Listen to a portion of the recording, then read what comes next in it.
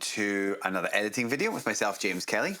It is another windy and wet day here in the Faroe Islands, and what a great time to catch up on editing and creating some of these videos. Going to look back at a photograph that was taken in Scotland back in 2018. This is actually a place called Rattray Head Lighthouse, which is between Fraserburgh and Peterhead. I was here doing a one-to-one lesson with a client, and I was given an example, and I caught this picture. So we're going to see on the left-hand side is the raw image, and then on the right-hand side is our final image that we're kind of going to go and recreate and actually see if we can maybe make it a little bit better as well. So the only thing that has actually been done to the raw image so far, if I come into it, is actually, here we go, is spot removal, okay? Looking back on it, my sensor was pretty filthy, I think. Yeah, there we go. So you can kind of see all those spots that were in the sky. So I've done that just to save the time, but I'm sure there's actually still probably more if you were to go in and look really close. Okay.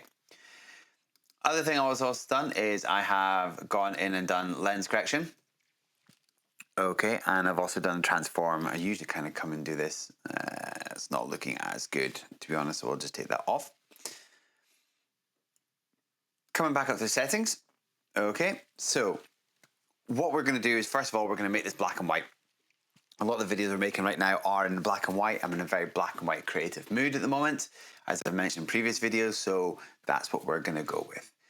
So first thing I'll do is I'll convert it to black and white. Now, I do tend to have some preset films that I usually go with. These are made by Maston Labs. Now, it's called the Artisan Black and White. Originally, it was known as the Ilford Black and White, but for some reason they have changed it to this. I don't really know. So going through and seeing, you know, the different styles that I like. Now, usually an HP5, if I'm shooting in black and white, is what I tend to use. But to be brutally honest, it's just really not doing it for me, and especially the grain will be taken out, or the noise as they want to call it nowadays. I sound like an old man now.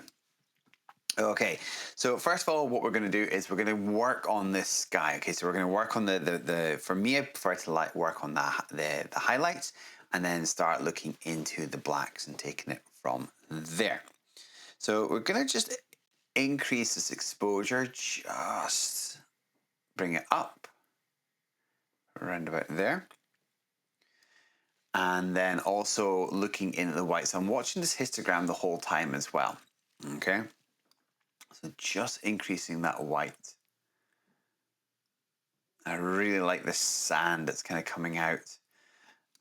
One thing I'll say, that a lot of photographs that I've been looking at recently, I find myself drawn, especially black and white, but more to the minimalistic. I know this doesn't entirely work, but I'm liking this bottom right hand corner where there's no detail other than the sand itself. But yeah, I find myself drawn a lot more to the minimalistic look than what I would normally usually go for. So just brightening that up, we're going to start to add in the contrast now. So we tend to add quite a good bit of contrast in my black and whites. I do like a lot of contrast in the black and white.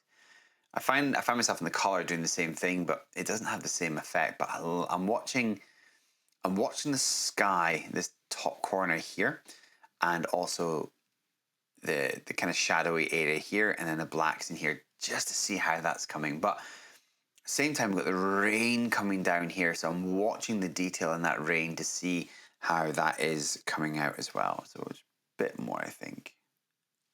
That's looking pretty good. I like that. Good, excellent.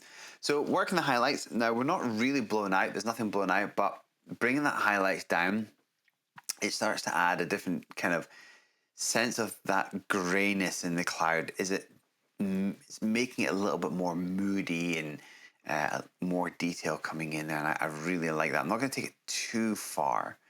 Now, what I like is, as I change this highlights for the whole image, is also affecting the sand. What I could do is separate it and just do the sky. But I think, personally, I think if the sky was dark and then the sand was too bright, it's going to stand out too much. Where this, I like it where it blends right in. Okay, so we're going to bring the highlights pretty far down to about here. Good. Shadows. Okay, so we could increase the shadows, make it a lot brighter, or start to really decrease those shadows right down. It gives it that moodier effect. A lot brighter, a lot moodier. We're going to kind of get that balance right in there. I'm noticing there as well, as I think decrease that shadow, it's starting to add a little vignetting around the sides, which I'm not a big fan of. So we might kind of crop that down afterwards as well. Now introduce those blacks. Now just, if you go too much, it's too dark. So we add, just bring those blacks down to about there. That's looking pretty good so far. So I balanced those two there, but it's not really popping as much as I would like it to. So we're just going to increase those whites just a little bit. Maybe bring those shadow highlights back up a bit.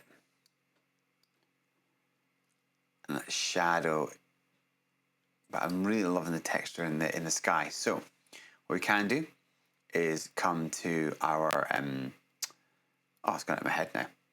Masking, and select the sky. This might take a wee second. Here we go.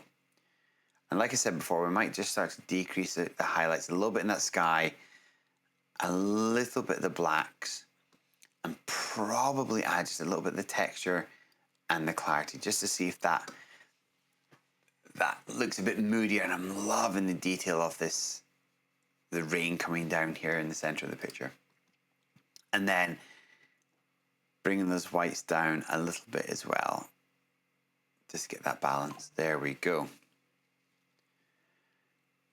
Looking good. So what we're going to start doing now is overall pictures, add a little bit of texture and a little bit of clarity. Not too much. I think it looks too crazy, but it does take away the vignetting when you add that. We'll never notice that. Add that clarity to start to take away the vignetting at the side. But I'm just going to add a little bit of detail. Although it looks really nice with less clarity, I'd like to add a bit more clarity. Excellent. So looking before and after. You can see with the editing, it's going to show you in black and white, but just the blacks are looking really nice. The sand is kind of starting to come out a little bit as well, which is really, really good. Now we're going to start looking at the black and white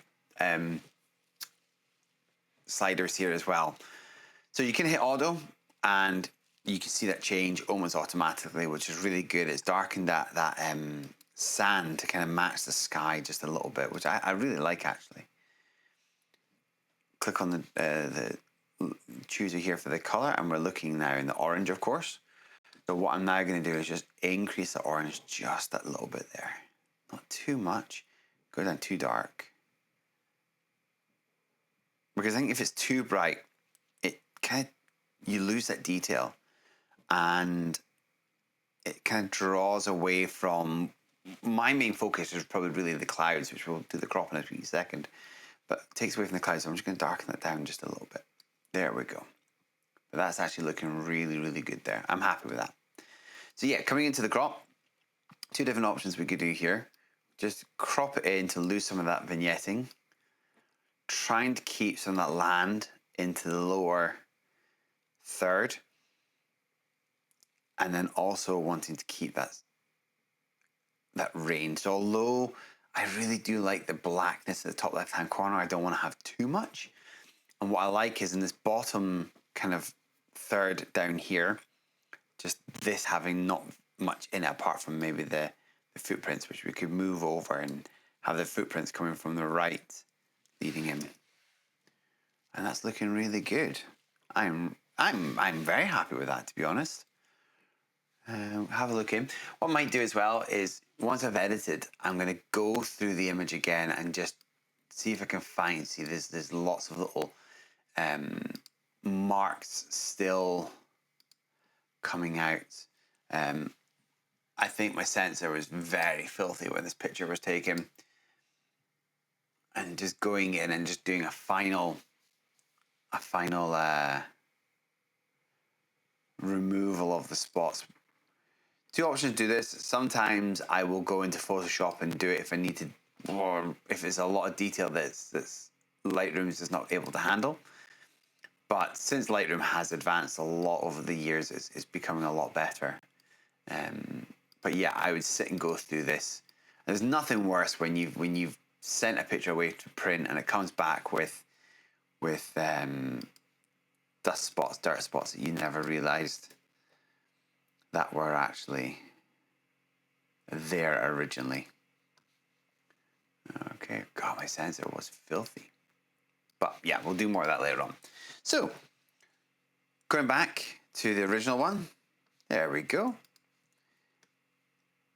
One on the right is one that I'd edited previously, and then the one on the left is the one that we've just done just now. So I can see the one on the right is darker. There's more detail in that sand.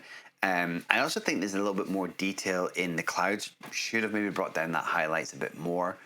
But it's entirely personal preference. I understand that looking at this picture, some people might like the sand to be whiter, maybe a little bit more exotic and tropical with it being whiter.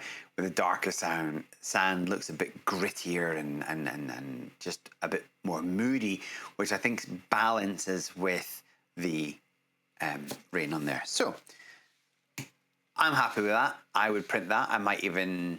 yeah, I would definitely print that. It'd be great. I need to get my printer set up now. It's sitting in the basement waiting to find a place to put. So need to get this done. Also, being in the Faroes, ink cartridges are incredibly expensive to get shipped over. So I'm trying to reserve the ink for now. But I hope you enjoyed that. If you did, please like and subscribe to the bottom down below. Really, really appreciate any sort of support that you're able to do. Feedback, let me know what you think. What would you do differently to these images if you were editing them? And, again, this is all a complete learning process for me, constant learning process for me. So feedback, constructive feedback, please, is always welcome. Don't just say you hate it or you don't like it. Give me some constructive feedback. But until next time, thank you very much.